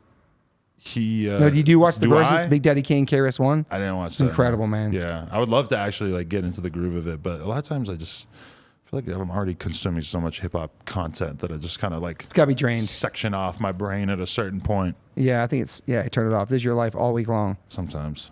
But sometimes it's like, oh, that is the shit that I want to be paying attention to. Maybe I should actually just like allow myself to watch more random rap stuff. But like when I go home, sometimes it just feels like I can't just like devote the next couple hours of my life to consuming more rap conversations. Can you turn off on the weekends, like your phone and just everything off? You try to do that? It's hard. I keep getting better and better at it because I sort of like realized like that if I kept going at my pace of like just being active all Saturday and Sunday as well as all through the week, that I was basically just gonna completely like miss my kids' growth. And it was like pretty unfair to my girl, and that I really just wanted to be able to slow down and enjoy life a bit more because there's just so much in my life where it was 7 days a week. It's crazy, pretty man. much nonstop besides sleeping, Yeah, I think I asked you before you sleep. You probably sleep pretty good at night. Oh yeah. 8 hours. 8 hours, no matter what. No matter what, but bare minimum 6. I'm usually aiming for 8, and then I'll accept 6. But you're or young. 7. You're still in your 30s, man. You're chilling, dude. Yeah. You feel like you need more sleep now? I feel like you need less when you get older. It's weird, Yeah, man. yeah. Yeah, it is weird. We slept so late growing up That's in what New I've York read, and stuff. Yeah. Oh yeah. That's one thing I'll never get on my kids' ass about is sleeping a lot when they're like in their like early teens and shit. My son sleeps all day. Yeah. Yeah, because they just need to because they're They going have through to. fucking puberty. Yeah, I agree. That's what the doctor told my son. Like in their teens, you'd sleep like 9 hours at least. Yeah. But I always felt like my parents were always on my ass for being like lazy because I wanted to sleep. I feel like they didn't understand rake the that I leaves. actually needed to sleep. Wake up and shovel the yard and shit. Oh yeah. Ugh. I don't miss that shit, bro. I do not miss that. I do not miss that at all. Yeah, and whenever people are like, "Oh, like snow is so great," I'm like, "No, I It's grew not. up shoveling fucking snow off my mom's car every morning." It is when you go to visit and like you be there for like a weekend, see New York or something. Then you get to go home. It's great. Yeah, New York's got quite an energy to it, but I feel like it was energy that I needed in my early 20s and don't really need at this point. So it's Yeah. great to go there, but I don't really like. If anything, I want to slow down, be more at peace. That's what California New is, York man. is the opposite of that. I agree. And when I saw my son loved the energy there a couple weeks ago, it's for him. It's for kids his age to be out there running Yeah, the streets. if I was him, if I was 19, I would move there right now. Yeah. I feel like I would. And that's what You I could did when I use was that, 18. I yeah. moved when I was 18. So I was one of those kids running around. So I get it. I'm like one of those old guys. Like, get off the curb. You know what I mean? Yeah. Like, it's weird getting old, but whatever. Why are you all dressed the same? Yeah. It's true. It's so true. Room. I don't know if they even hear it. I don't know if they hear it out there. I don't know either. Next spot, much better soundproofing. I'm excited for that. See that? It's cool. Congratulations. I have to have you come by, man. I'm down. Yeah, I appreciate you coming by, Toby. Thank you, man. Thanks for having me. It was an honor. Yeah. I'm glad we fucking finally worlds collided, you know? Yeah, and I'm glad I did it in full Joker paint. Yeah.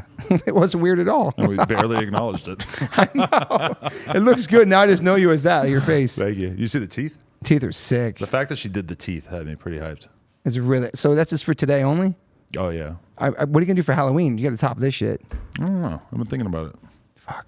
Well, I have my girl has like kind of tame costumes in comparison to this. Okay. Maybe Woody from Toy Story and stuff, yeah. That'd be amazing. Whatever. Well, thank you, bro. Toby, everybody, if you enjoyed this, go check out his podcast, One Life, One Chance, on all streaming platforms and everything like that. Thank you, brother. Yeah. Thanks for having me. Appreciate it, man. Bye, Toby everybody. Morse. Peace, everybody. No Jumper, coolest podcast in the world. Check us out on YouTube, SoundCloud, Patreon, all that. Like, comment, subscribe. NoJumper.com if you want to support. Appreciate you, man. Appreciate you. Thank you.